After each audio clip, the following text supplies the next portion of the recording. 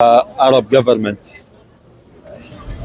أيها العرب يا خونة، حكام العرب جميعكم من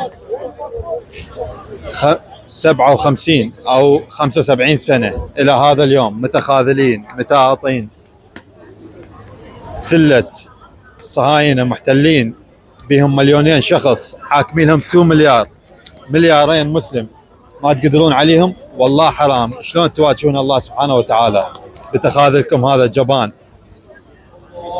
الكلام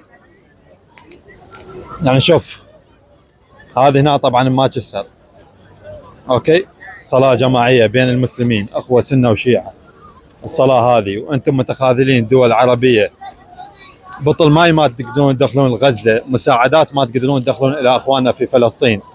العار عليكم، العار على حكامكم وشعبكم، متخاذلين شعبا وحكومة، مع الاسف عليكم.